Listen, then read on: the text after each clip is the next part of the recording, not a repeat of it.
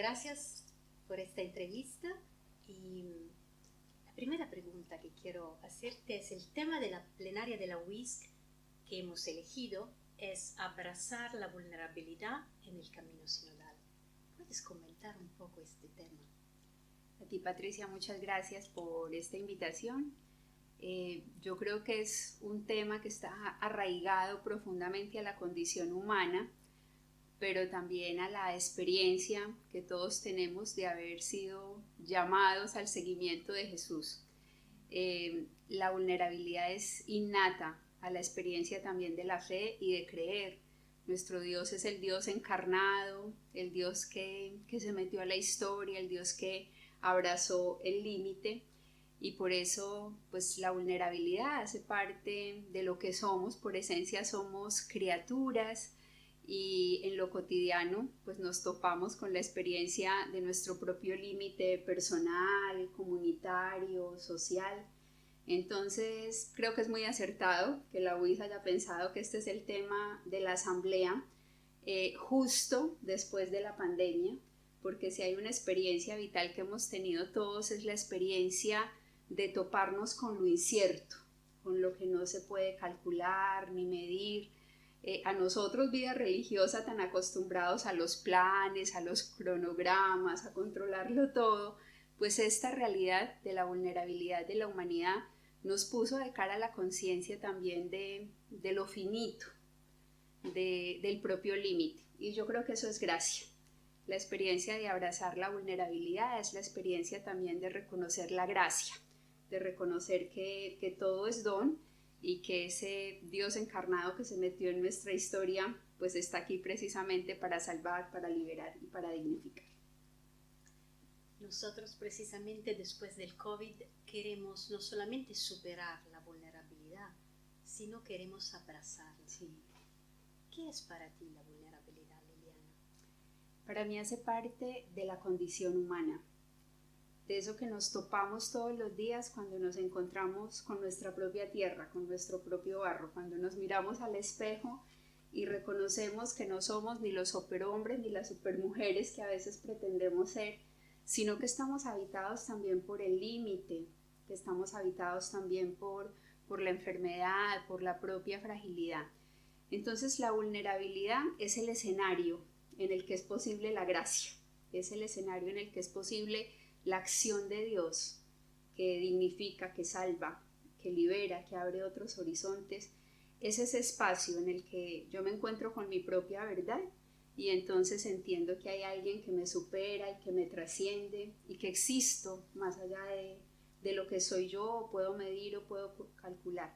La vulnerabilidad para mí es definitivamente el espacio de la gracia, de la vida, de la posibilidad, ahí donde nos topamos con lo radicalmente humano. Me pregunto si puedes compartir con nosotras una historia, una anécdota de una experiencia de vulnerabilidad, pero donde también ha salido la vida, porque de la vulnerabilidad, si somos capaces, sale la vida.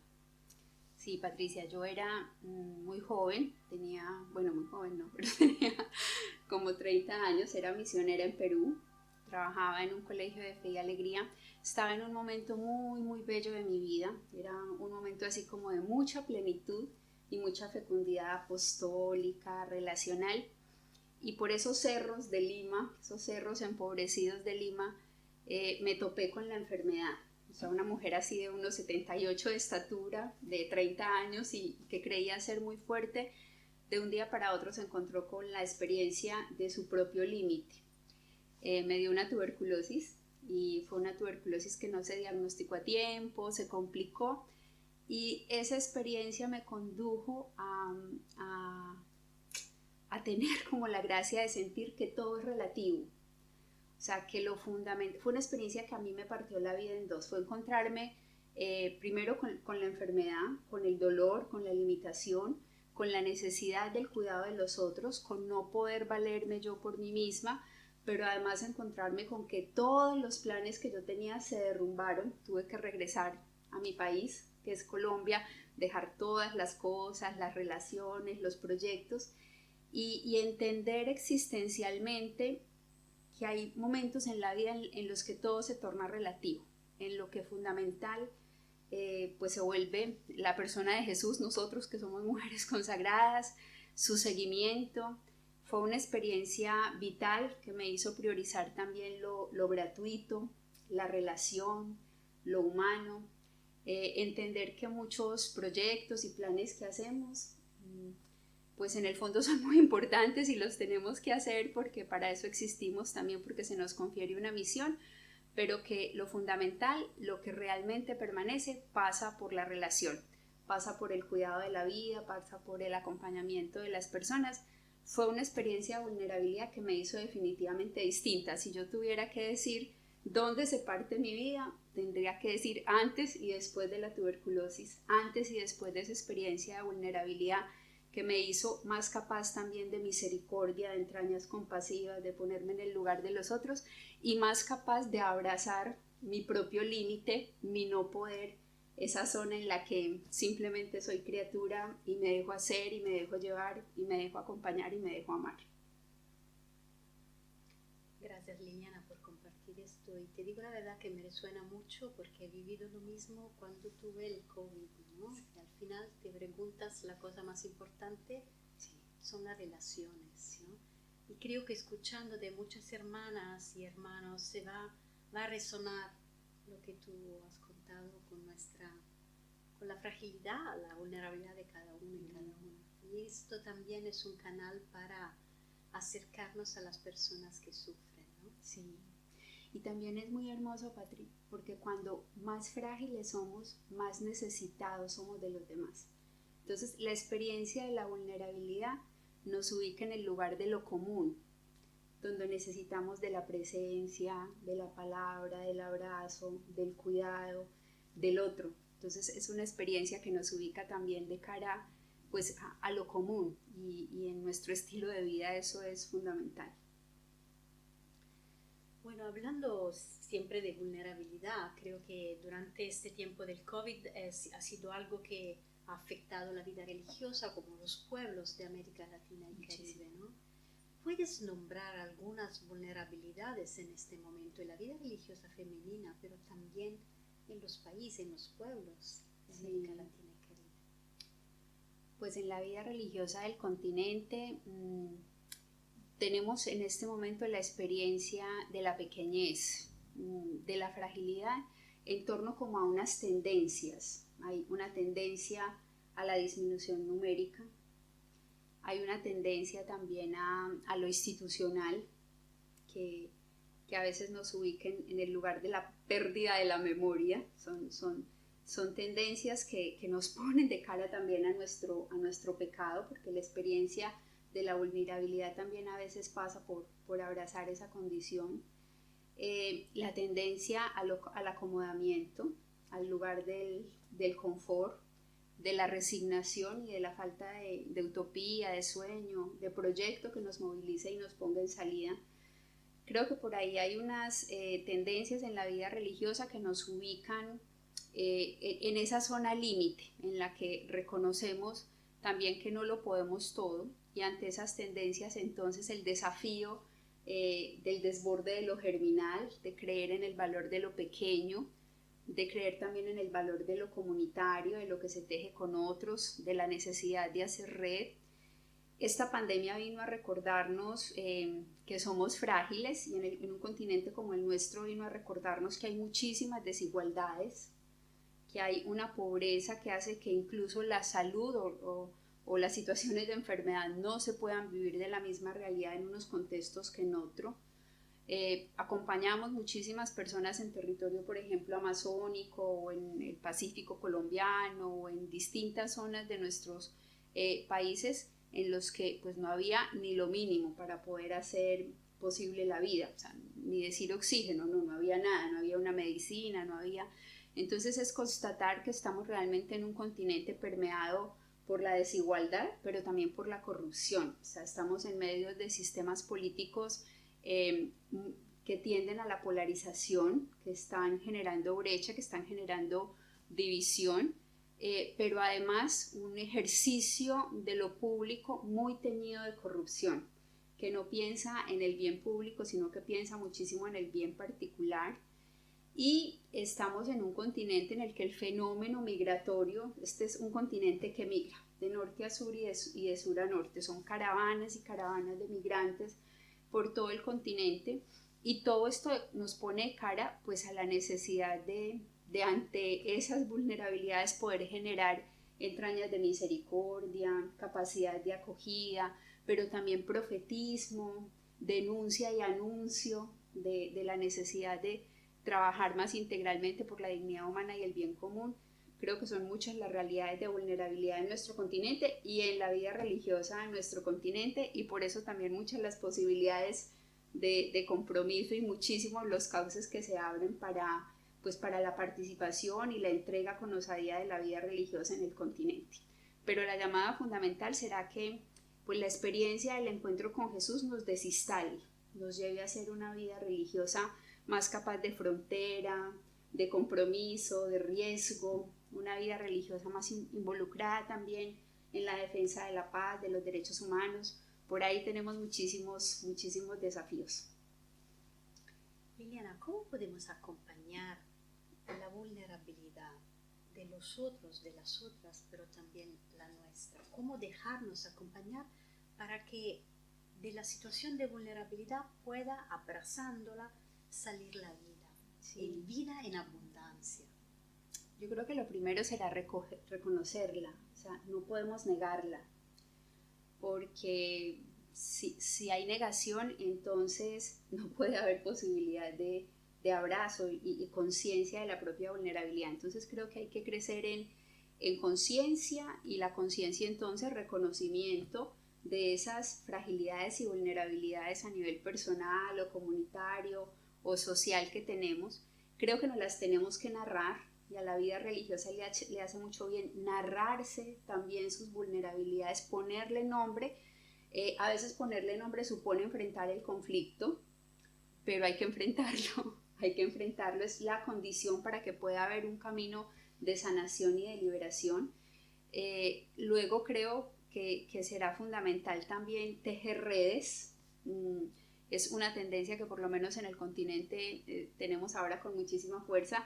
Entonces, tejer redes que nos permitan ser con otros, o sea, somos, voy a usar una palabra entre comillas, más eficaces, más proactivos, más sinérgicos si somos con otros, si hacemos la red. Entonces podremos generar mayor entraña también de misericordia y por lo tanto de compromiso si somos con otros. Creo que es fundamental reconocer, nombrar, y nombrar como un camino también de sanación, el valor también de la palabra, de ponerle nombre a las cosas. Y creo que tenemos que hacer el camino de la sinergia, de la unidad.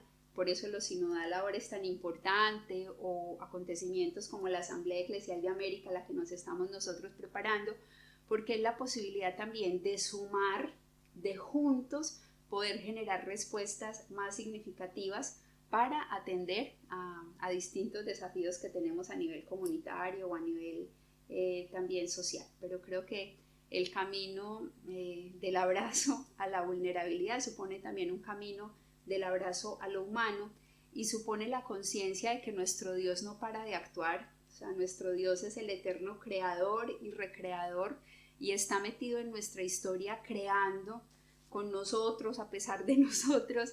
Entonces es también hacer un acto de fe en que Él no para, en que Él sigue encarnándose todos los días, y precisamente para que pueda haber más vida y la vida pueda ser mejor y más fecunda, y sobre todo que alcance a todos, que en esta mesa el pan alcance a todos y la paz también alcance para todos. Has nombrado el camino sinodal, ¿no? Sí. Creo que ya en América Latina lo están viviendo antes que el Papa Francisco nos llamara a este camino conjunto de la Iglesia Universal, ¿no? Bueno, te pregunto un poco, según a partir de tu experiencia, ¿cómo las religiosas pueden dar su aporte junto con otros y otras a este camino sinodal, para que de verdad logramos una iglesia sinodal? Pues es seguir creciendo también en la conciencia de que la vida consagrada a la vida religiosa y la vida religiosa femenina pues es una vocación al interior de la iglesia. Entonces, crecer en la conciencia de que hacemos parte de este pueblo de Dios, que junto con los ministros ordenados y los laicos y también con los religiosos varones caminamos hacia una iglesia que vaya purificando sus modos relacionales. El gran desafío que tenemos es ese, poder purificar la manera como nos relacionamos, poder pasar de esa iglesia con visos clericales a una iglesia en la que las relaciones puedan ser más fraternales y sororales, más circulares, más inclusivas. A veces uno se topa con que al interior de la vida religiosa también hay afectos invasivos, o hay soledades dolorosas, o hay aislamientos que hacen mucho daño. Entonces tendríamos que hacernos la pregunta también, por eso que hay que ordenar al interior de nuestras congregaciones. La sinodalidad es definitivamente un estilo, es un espíritu, es una manera de ser y de situarse y supone conversión. Entonces, lógicamente la conversión de las estructuras será muy importante, la deseamos, ojalá que pueda haber esa conversión de las estructuras, pero la conversión personal será fundamental. Este es un tiempo para el espíritu, y como es un tiempo para el espíritu, pues será propicio para que nosotras, mujeres consagradas también, nos preguntemos por eso que se tiene que transformar en nuestro propio estilo de vida, en nuestra escala de valores, en la manera como tenemos ordenado el corazón, las prioridades, pero también en los ritmos comunitarios, en la manera como elaboramos nuestros proyectos, cómo hacemos la trama de la relación entre nosotras, desde qué criterios, con qué espacios, privilegiando qué valores. Entonces creo que tenemos ante nosotros pues la posibilidad de un camino de conversión inmenso y que luego nos supondrá, yo creo que 3P, la letra P, pertenencia, participación y paciencia. Pertenencia porque realmente solo si nos ubicamos desde el vínculo, desde la conciencia de yo soy iglesia, yo hago parte de este pueblo de Dios, solo si hay una relación afectiva se puede generar la transformación. Entonces, pertenencia porque no vale situarnos solo desde el lugar del que critica o desde el lugar del observador, será necesario situarnos también desde el lugar del que construye, y construye porque tiene un vínculo y construye porque se siente parte. Entonces creo que pertenencia será fundamental, que como vida consagrada también hagamos posible pues el camino de la pertenencia. Luego la participación, tenemos que estar, aunque a veces no sea fácil, a veces es difícil lo sinodal, a veces supone conflicto, a veces hay frustración y decepción en la manera como se tejen las relaciones, por ejemplo, en nuestras pequeñas comunidades parroquiales, pero tenemos que estar, porque si no estamos, o sea, para transformar es necesario estar en el lugar en el que está aconteciendo la vida y las dinámicas que necesitan transformación. Entonces, participar en los consejos parroquiales, participar ahora en esta dinámica de escucha como una posibilidad privilegiada de soñar esa iglesia que queremos, más parecida a esa que se intuye cuando se contempla a Jesús y cuando se contemplan los valores del Evangelio. Y la tercera P sería paciencia, porque realmente los procesos pues implican tiempo e implican también que nos demos la posibilidad de permitir que las cosas vayan madurando a la hora de Dios, pero también con nuestra participación osada y con ese profetismo que surge de escuchar sinceramente lo que Dios quiere de nosotros, de escucharlo en la realidad y en la palabra. Muchas gracias, Liliana. Y escuchando, de verdad me parece que la invitación del Camino Sinodal sea una invitación a todos niveles, a nivel personal, de nuestra alma, de nuestro corazón, de nuestra mente, a nivel comunitario, que sea una familia religiosa, una familia, y también social, político, económico. Entonces, si vamos a hacer este proceso bien, esto va a afectar de verdad una transformación en la iglesia y en la sociedad. En nosotros sí, en nuestra vivencia creyente sí. Claro. Así será. Bueno, muchas gracias, pero me gustaba preguntarte si te gustaría dar un mensaje a las hermanas, a las superioras generales que ya se están inscribiendo a la asamblea plenaria del próximo año, que por primera vez se va desarrollando en varios encuentros, un mensaje para las obreras generales que van a participar a la asamblea, donde esperamos encontrarte también a ti. Muchísimas gracias, Patricia. Bueno, pues primero agradecerles su entrega cotidiana, la manera como viven y asumen su misión. A ustedes Dios les ha encomendado una tarea muy, muy importante. Yo quisiera invitarlas a escuchar muchísimo eso que Dios sueña para ustedes y para sus congregaciones también en este momento de la historia. Lo que conduce a la conversión es la escucha. Entonces escuchar será muy importante, esa conciencia de universalidad, de la manera diversa como Dios pinta también cada uno de sus institutos. Quisiera invitarlas a que sigan tejiendo entre ustedes la experiencia de ser red. Cuando uno viene a la UIS o contempla desde América, desde el otro lado del charco, contempla toda esta misión tan bonita de la UIS, uno siente un organismo vivo, fecundo.